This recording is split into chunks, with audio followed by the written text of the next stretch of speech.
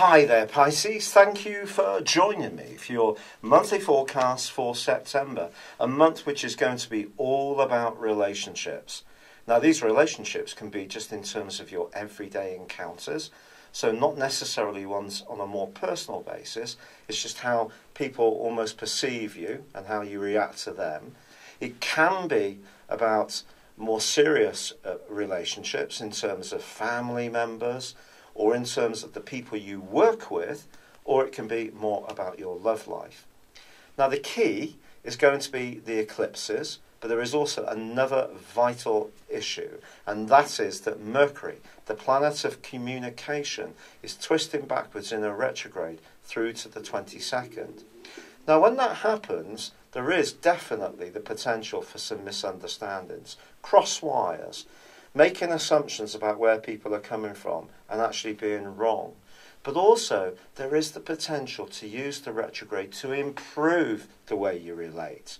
I think a lot of astrologers talk about Mercury retrograde in a very negative way, and it can, of course, be very tricky.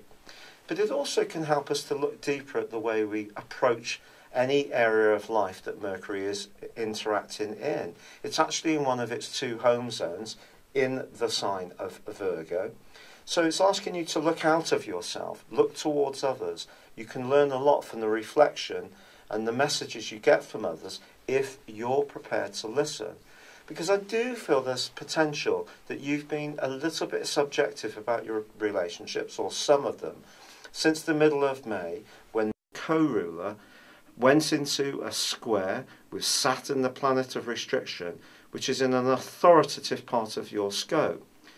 If things have been difficult at times in certain ties, this may have come about because of the prism that you've been looking at things through, and a sense of fearfulness or the desire to impose your will on situations may have come up at times. And this pattern can be repeated on the 1st of this month, on the back of the solar eclipse in your opposite sign of Virgo. This gives you an opportunity over the next 6 months to do wonderfully well around your relationships.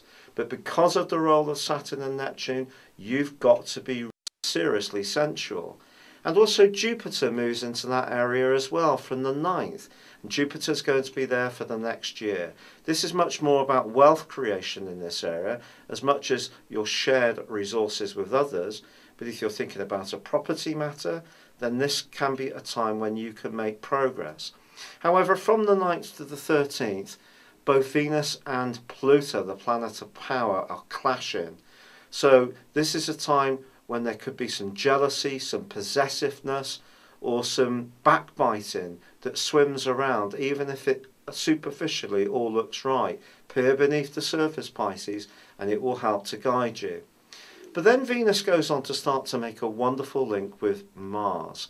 Mars is powerful, it's potent, it can give you extra confidence this month, and it is forging a great link with Uranus from the 11th to the 22nd. Around your professional hopes, if you do follow through on a situation which is a little bit different and novel, this can empower you and see you gain greater recognition and also hear the sound of ka-ching. However, with Mercury twisting backwards, just be aware that the messages you receive from others may be subject to change, especially around relationships.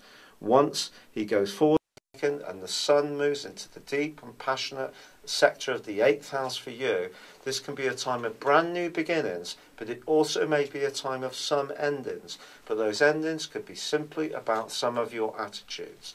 And as Venus relocates on the 24th, and also Mars on the 27th, you can actually end this month being much more enlightened and connected with other people than you have felt, perhaps through the confusion that Saturn and Neptune have been creating over the last few months. It's been a real pleasure being with you. Thank you for joining me. Good luck and goodbye for now.